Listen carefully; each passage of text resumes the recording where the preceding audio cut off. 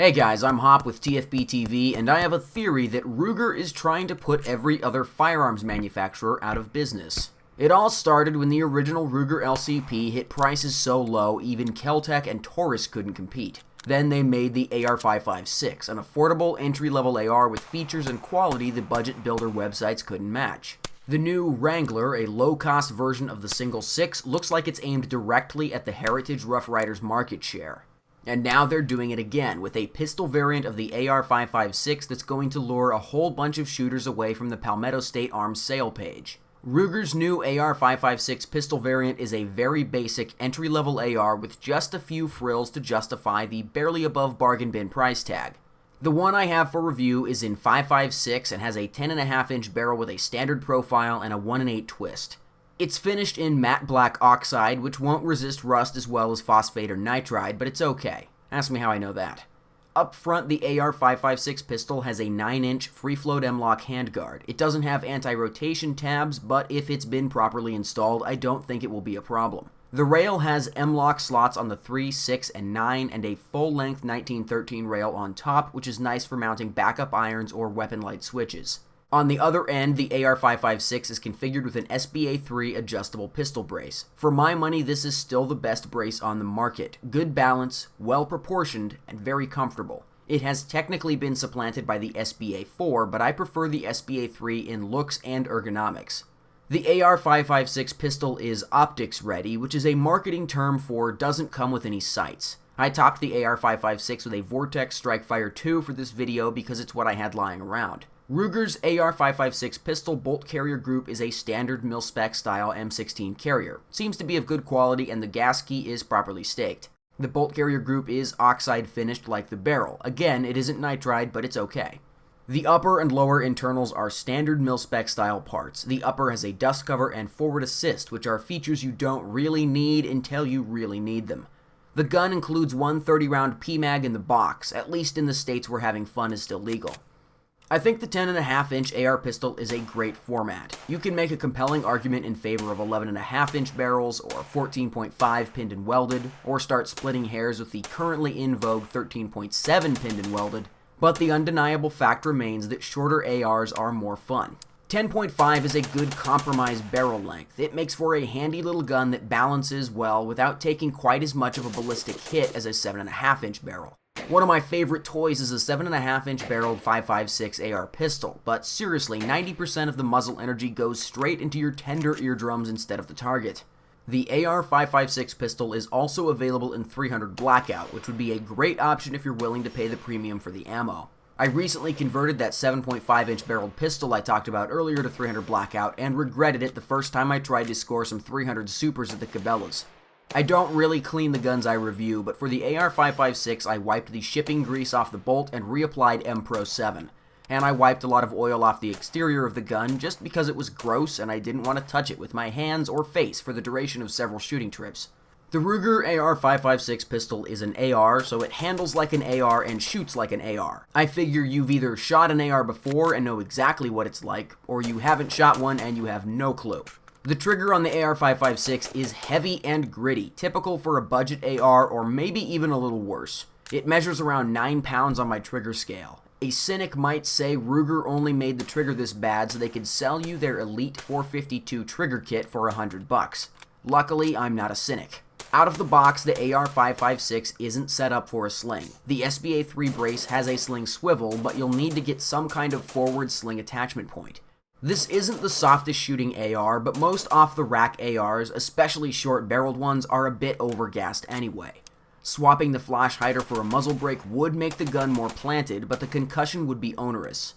If you want to lose a lot of friends really fast, put a single-chamber D-bag brake on a short-barreled AR and watch your social life come to a premature end.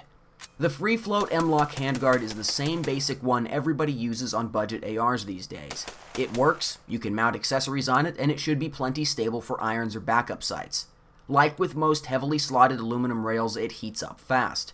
After shooting a few mags in a few minutes, it's uncomfortable to hold. I would like to put a vertical grip on the gun, but the ATF just changed their mind about how overall length is measured with regards to pistol stabilizing braces. As of this writing, overall length is measured with the brace collapsed or folded if applicable. so the 10.5 AR-556 is not long enough to run a vertical grip without becoming an illegal AOW. So that leaves you with two options. One is to add M-LOK rail covers like the ones Magpul makes. They look cool and provide excellent traction, and they don't burn you like the metal. The other option is to follow in the footsteps of great men like Michael Jackson and Lucas Botkin and wear a single glove on your left hand. That's what I did because I know style when I see it. I'm no Joel Wise, but I shot some rested groups from the AR-556. Remember, kids, when shooting from your own truck, make sure not to suit it. Keep in mind these groups were shot by a guy with a blood energy drink content of well over .08 using a cheap scope from the hood of a Chevy in a hailstorm. Okay, is that enough excuses? No? Well, also I was sick that day. I don't really have the facilities for long-range accuracy testing, and I'm a believer in accuracy through volume anyway. I did shoot some closer groups with the red dot attached, and they were better. I think a 10.5-inch barrel can be accurate and reasonably effective out to a distance you're likely to ever need it to be. Keep in mind I'm not advocating for US SOCOM to switch to the AR-556 pistol. For a civvy like you or me, it's adequate. Also, this configuration of AR is of limited practical use anyway. I ran the Ruger AR-556 pistol with the included Gen 2 PMag as well as several of my own Gen 2 PMags, a Pro Mag roller mag, a Tapco Interfuse mag, and a bunch of ratty old USGI mags. This follower's all messed up. Whew, yeah, this mag is toast, dude. I shot a couple hundred rounds of Ventura's 55 grain FMJ load and also a bunch of steel case just to test.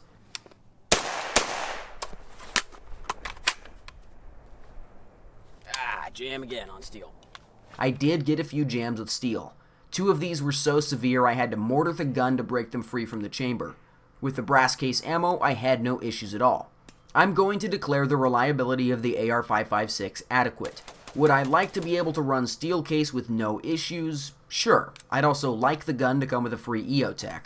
The occasional hiccup with bunker crude range ammo isn't the end of the world, and I'm pretty sure none of you intend to load 55 grain Wolf steel for home defense. I don't know, it's a free country.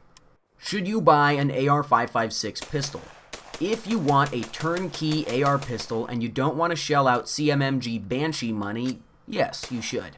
Ruger's AR-556 is the bare minimum for entry-level ARs. By that I mean if you go any cheaper, you'll end up with a gun that needs work before it will satisfy you. There are plenty of manufacturers selling budget ARs that are far below entry-level, but the AR-556 is the least amount of gun you can buy that will still be adequate right out of the box. Just top it with the red dot of your choice and you're basically done. I'm not saying you can't spend more money and get more gun, but you probably shouldn't go any lower end than this.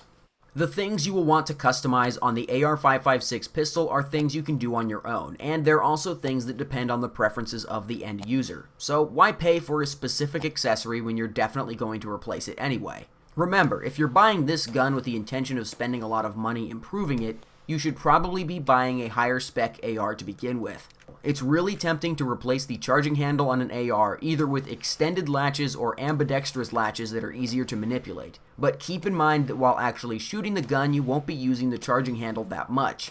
If you sit at home finger banging your gun while watching Heat over and over again, you'll probably get the wrong idea about how useful an extended charging handle is. All the same, I'd totally replace this if it was my gun. If you want to improve it without spending too much money, buy a Strike Industries extended latch and install it on the existing charging handle. That'll be pretty much all you need for about 15 bucks. The stock grip on the AR-556 pistol is the same one that Ruger's been using on their AR, MPR, and RPR. It's actually pretty good. The texture is minimal, so it's a bit slick, and it's the same size as an A2 grip, which for me is too big. I think the A2 grip was designed for Ham Planet farm boys or people with 6 fingers on each hand. Either way, I end up with space left over at the bottom of the grip, which I don't care for. All of my ARs run Magpul grips, almost always the original Magpul K grip because it has a good angle, great texture, and isn't too big.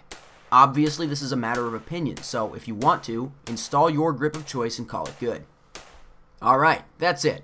Thanks for watching, guys. If you enjoy videos like this one, make sure you subscribe to TFBTV for more. You should also ring the notification bell or you probably won't see our videos much. If you would like to support TFBTV, you can subscribe to our Patreon, patreon.com/TFBTV, or Subscribestar if you prefer at subscribestar.com/TFBTV. TFBTV is also supported by our sponsors. A big thanks again to Federal Munitions and Ventura Munitions. If you want to hang out and shoot the shit about guns, you can join the TFB Discord. There is a link in the video description. We talk about all sorts of stuff on there, mostly guns, but also sometimes Japanese animes. It's a wild place. See you next time.